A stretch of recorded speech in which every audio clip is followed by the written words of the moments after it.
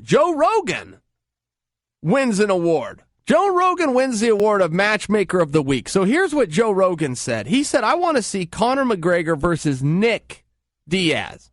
And as soon as he said it, my feathers went up. And I go, well, yeah, so do I. Who doesn't? Built-in storyline.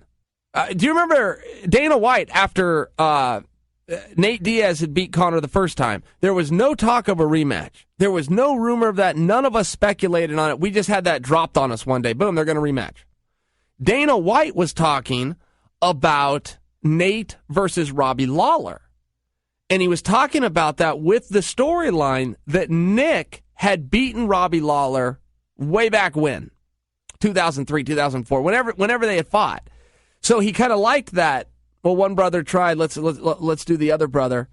And that was when the brother had success. Imagine if the brother, in this case, Nate, came up short. Now you throw Big Brother. I love it. I think it's very interesting. I hadn't considered it. I don't think that's a direction they will go. But Dana said that they're not going to go with Nate versus Conor, which is a little bit of a surprise. I can't think of a bigger fight. I can't think of a fight that people would rather see. Even the people that go, I don't really need to see that a third time. And there's plenty of that out there. We've seen these guys fight for well over a half hour now, combined. But when you face those same naysayers with the question, name a fight you'd rather see, they kind of end up stumped and go, okay, you've got me there. Ronda Hawley. I just had this conversation.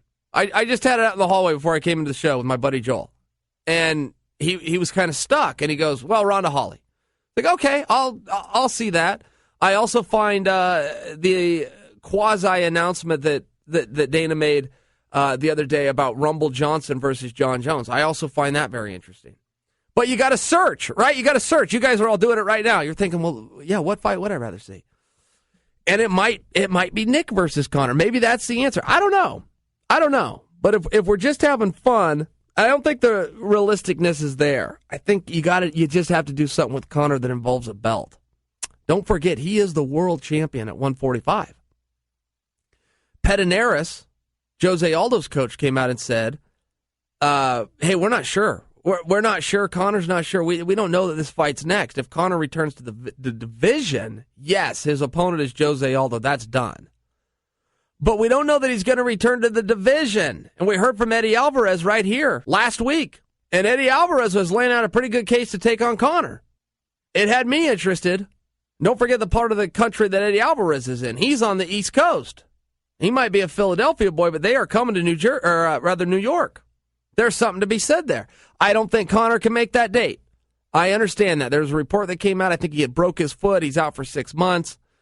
But that just to clarify for you guys, that is a automatic as well as temporary suspension. If you have a broken foot, boom, you get 6 months. If you come in with a doctor's note that says you're clear to fight, that suspension goes away right then. I think New York's a quick turnaround. I also don't get the buzz about New York. I never have. I've never got it. For me, as a fan, and I'm a big fan, I really don't give a damn where they set that octagon up at.